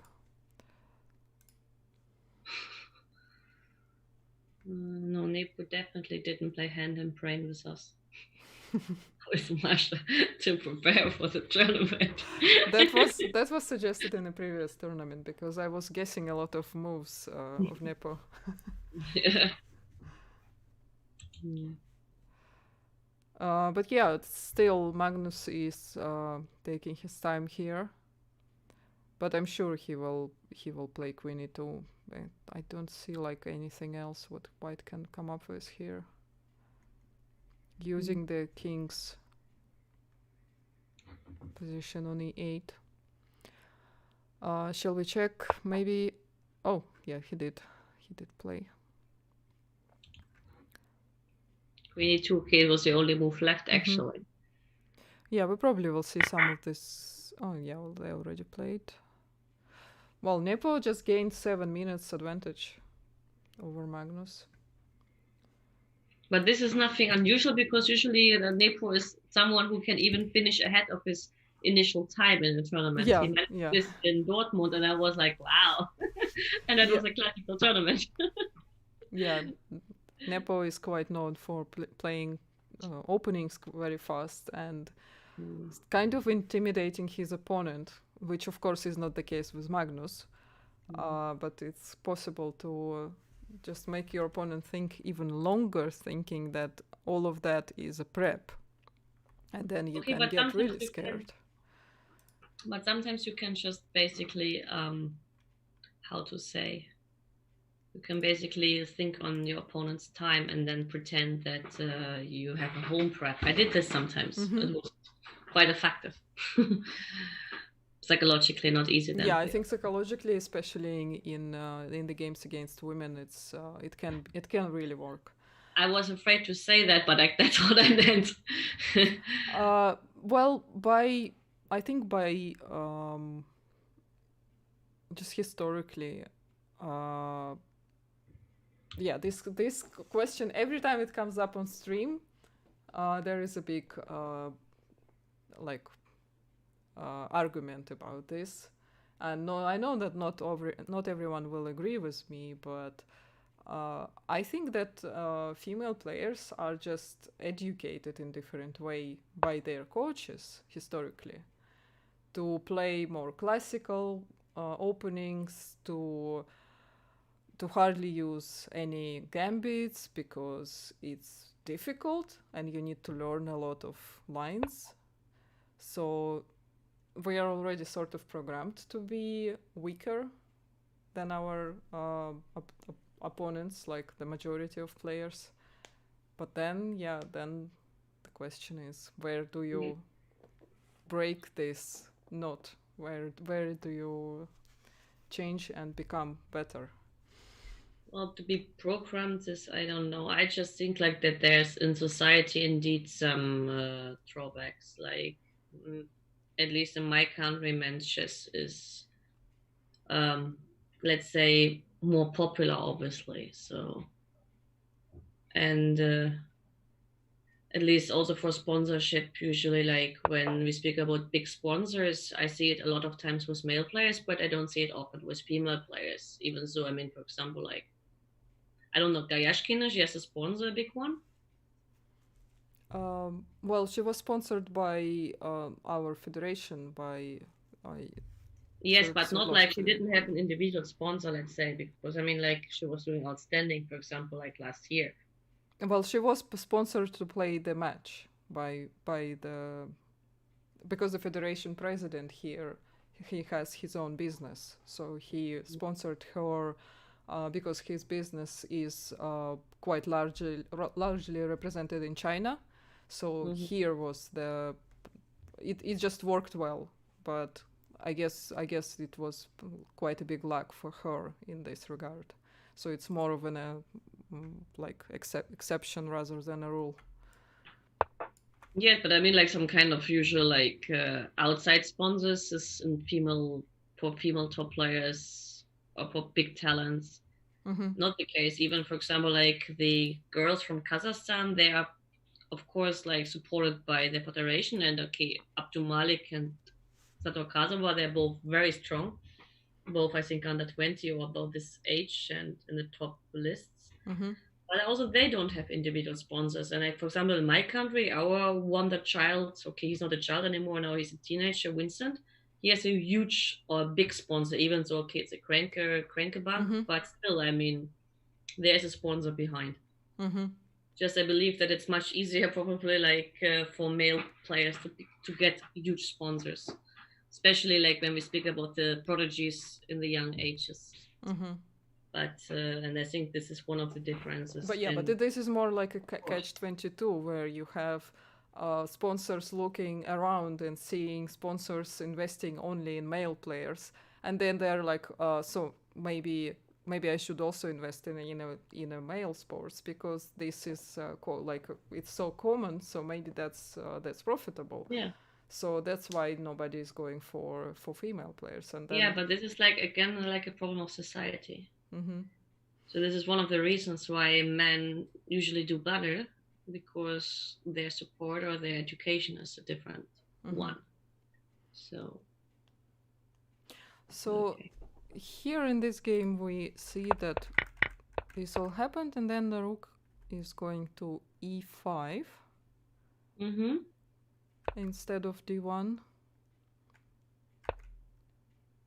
Queen c5, and now Queen c5. Now if bishop d5, there will be an exchange and probably also exchange of the queens. And But this why is more like a draw, right? But why I should exchange my good bishop? I would never play bishop d5 unless I'm forced to. But what to do here? Oh well, the pawn on b7 is not important. It's not only the pawn on b7, it's the king's safety, which depends on this pawn as well. If I play bishop e7 and simply if the queen goes to a8 attacking. I thought bishop e7 and short castle perhaps, but maybe it's too much to sacrifice this pawn. We saw in the other game that for Magnus a pawn is a pawn. Yeah, a pawn is always a pawn.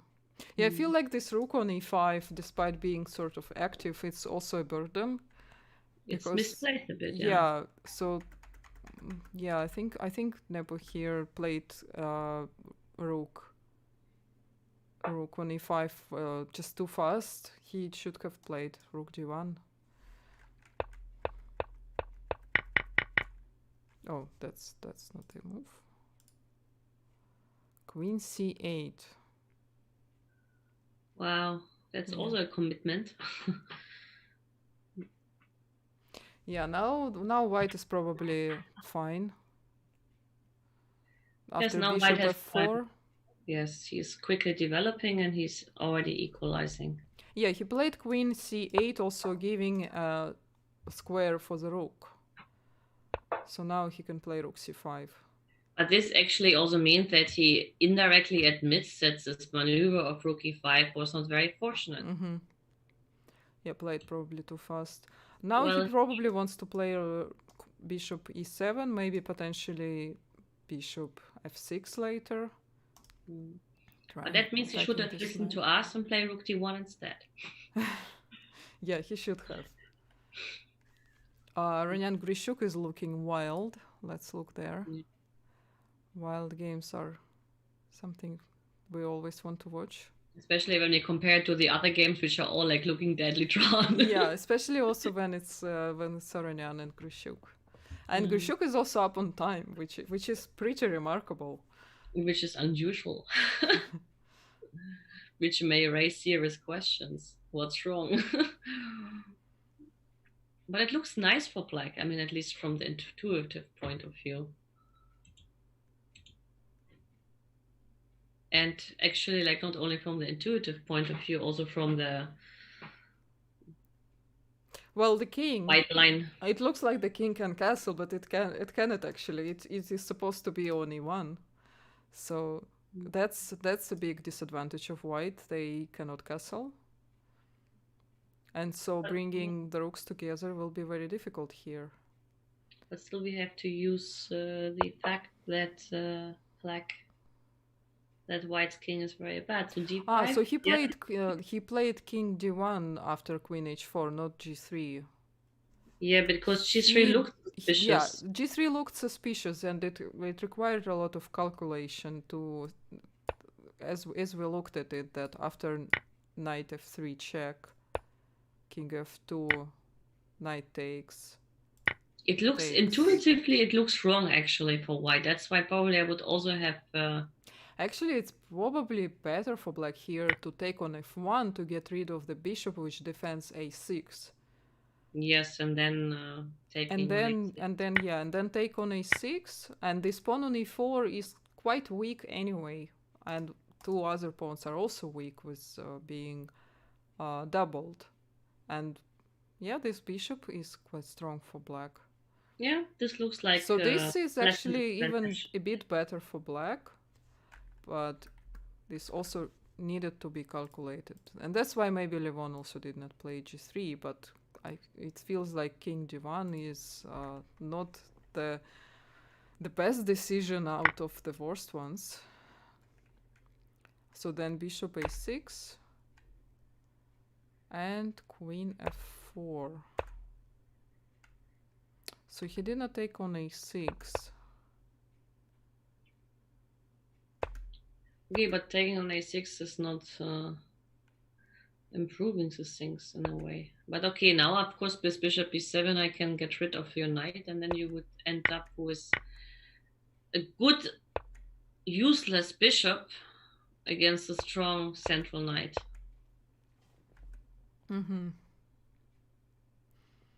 Yeah, this. So not sure where it went wrong for Levon. I think after king d1 it went wrong for Levon, or in general, like the opening probably objectively went wrong for him, because this is not what black should aim for. But I don't know the theory, to be honest. Maybe here he needed to take on a6, for example, move 17, and then quickly bring the rook to e1, hoping to bring the king back to safety. Yeah, but I mean, to get to f1 takes some magics.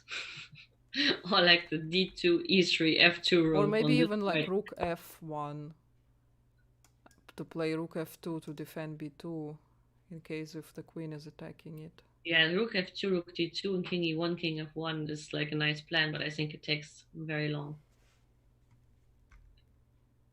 Yeah.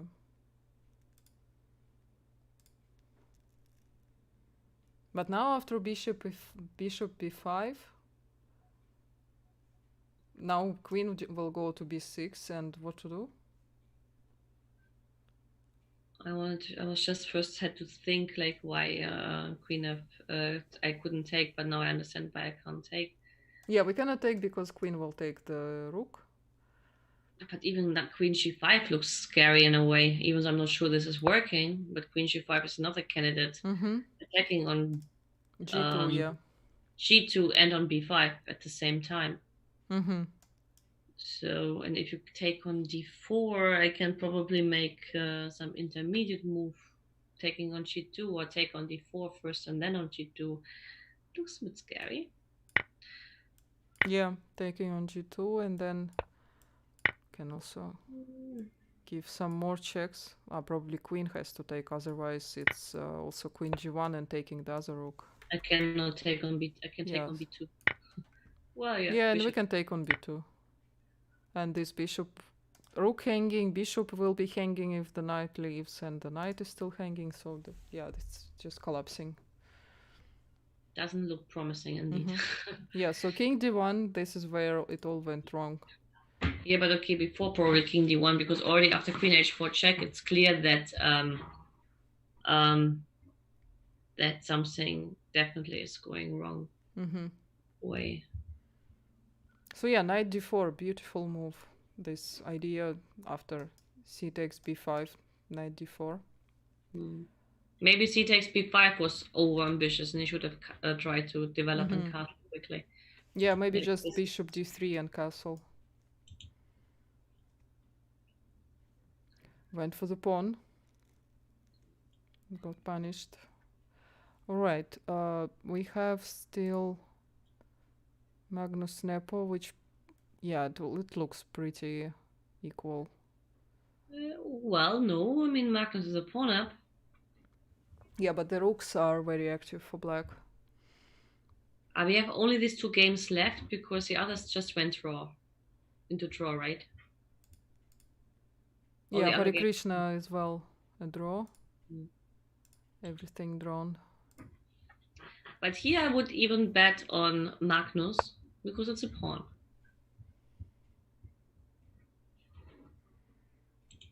And he loves these kind of positions. Yeah, I'm not so convinced. These rooks are really active. Yeah. And black always has, well, they can play queen f8, they can play queen c6 and then queen f3. Okay, maybe you're right and I cannot improve. Your pawns are not gonna go anywhere.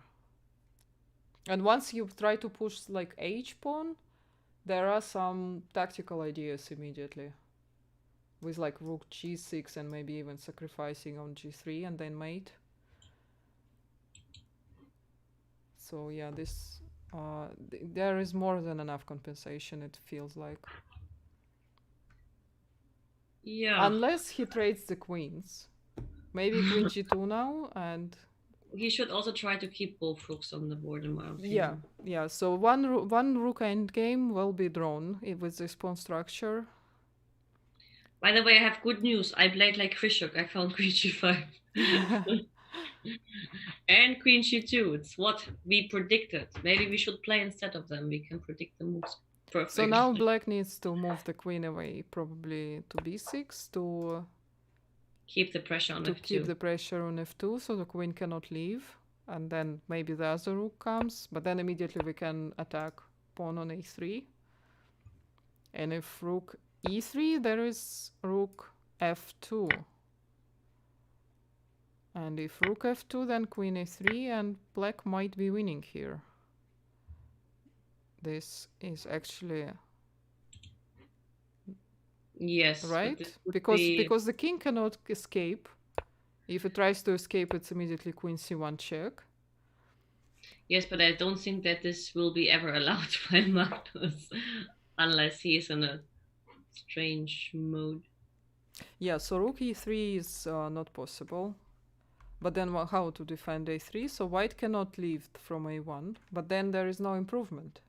1 second, maybe I should not care for the pawn on a3 and care for the black's king, because the 8th rank is weak. So what do you do? Maybe rook c1. Rook c1. Yeah, so you want to give a check. Maybe rook f8.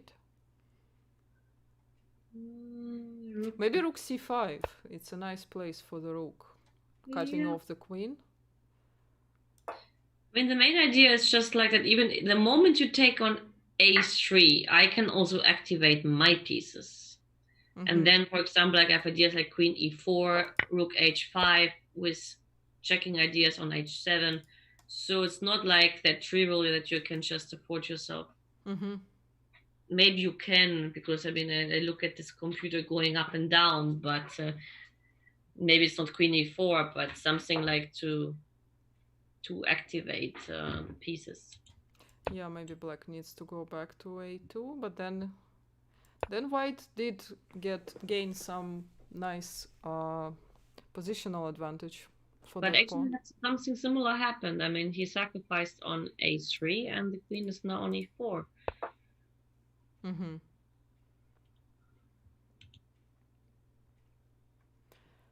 But this is a better variation, I think, because now the rook can also attack b4 pawn. I liked how the rook was standing on c5. Yes, but if you play rook b3, I can always afford myself to play rook d1, and then I will have checking threats or the mating threats on the 8th rank. So I don't think you have ever time to really take b4. So now rook c2, yeah, it's very similar. So now maybe rook f8, and he can play maybe queen c4, trying to go to c7. f2 is defended.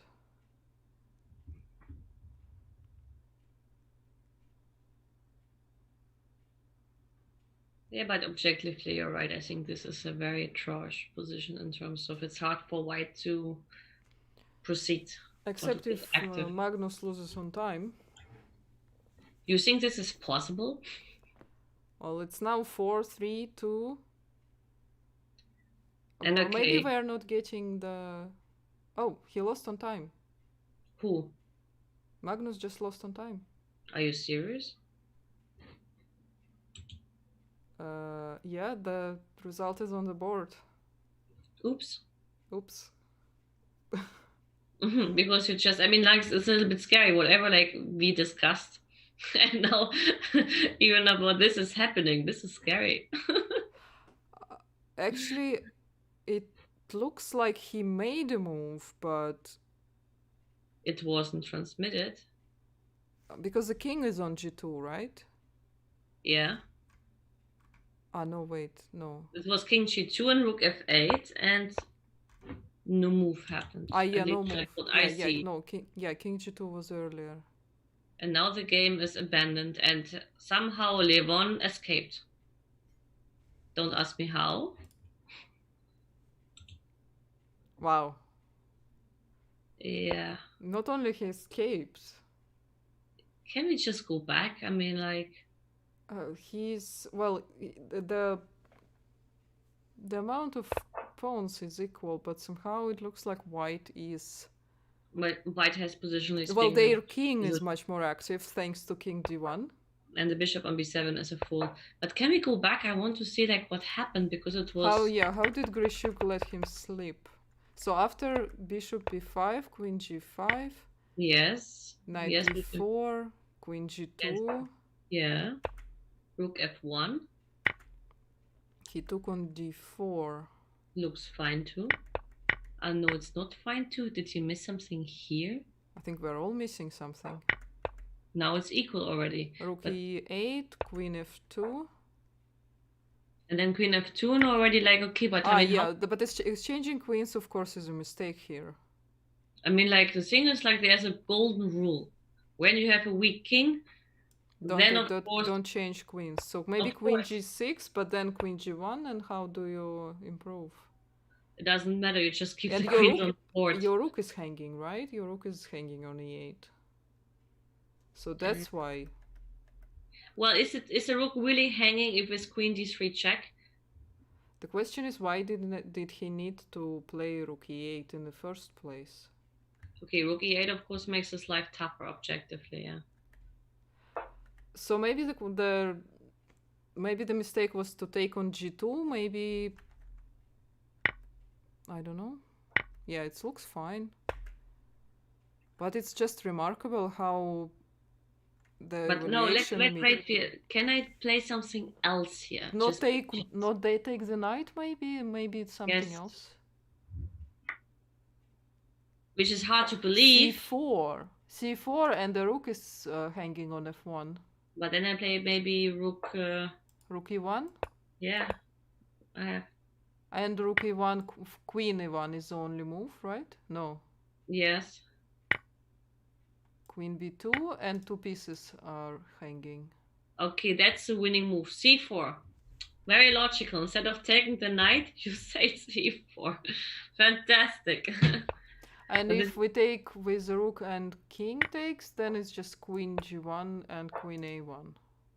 Yes. So Grischuk missed c4. But can we really blame him for missing c4? No, because something automatic. I mean, it's automatic to capture back. Yeah. It's an automatic. He did have 2.5 minutes. It's more than enough for Grischuk. Especially for Grishok, I wanted to say. Yeah. Yeah, so the idea is after c4, rook has to go to e1 because there is no pieces that can defend it. The whole white camp is so disoriented. So yeah, rook e1 and take and queen b2, and here probably he would have resigned. Knight c2 is the last attempt to consolidate, and then queen b5, and these 2 pawns are unstoppable. Yeah, okay, but okay, to play c4 is not very human. But I wonder, like, what really happened in Carlsen's game. I mean, like, did he lost on time or he lost the connection? Because this is like as likely, or even more likely, that he loses connection, or like instead of losing on time. Well, it looked like he was just thinking. Maybe he forgot to check the time. You think it's possible that a world champion is forgetting about the time? Well, according to their own regulations, which are similar to his Magnus chess tour, even if it's disconnected, it's still a loss. Okay. So the players are responsible for their own connection. Yeah, but who's the host actually of them, and what is your official server? It's chess.com? It's Lichess. I don't know. I mean, like, sorry. I mean, I didn't check who's the official server here. Because, okay, I mean, like, every server has different rules. I mean, I remember in Chess24, when we played the Steines Memorial, they said, like, if we lose connection, or if the server is, like, going down, then they would reconstruct the game. It happened to me once, and it was reconstructed. On chess.com, it's lost. I think it's the regulations of the tournament that are that come first, not the server. Okay. No, I mean, like, I don't know. I was just curious, like, what are the regulations? Because every server has different rules, apparently. Unless they change it now all to one rule, which I don't know. No, they are all different, but for the events, they can be adjusted towards the event, which is a priority in determining the rules. Like with the Olympiad, for example, some of the rules on chess.com were also adjusted. No, I know. I mean, we all read about it eventually. Yeah, but it's actually a common mistake to forget to actually think that the tournament is hosted not on Lichess, because I noticed that there is no mention of the server anywhere on the internet, and I think this is I don't know if it's disrespectful to the server, but in my opinion, the server which hosts the games Should mention it and should have the deserves a link. lot of praise because it's comfortable to play for players. It's obviously the organizers went for it because it provides a good. But can't you just solve this very easily? Like you say, okay, I'm hosting the event. If you want to broadcast the event on your server, you have to give the link or the banner sign. Like here it is the knight with a circle. You have to mark it, and therefore you are allowed to use the broadcast. I mean, that would be like a fair rule, which basically would at least support the server who spent the money and hosting the event. And I don't see any big problem about that, but apparently it is an issue. Yeah, but it really depends on how ambitious is the website, I guess. But anyway, this is up to them. But yeah, Magnus lost on time, and it's quite remarkable. And Levon won as well, which is also surprising. Yeah, Levon is also has won. That's insane. After such a game, Grischuk must be completely devastated. This is true, yeah. So at this moment here, with the bishop's move 50.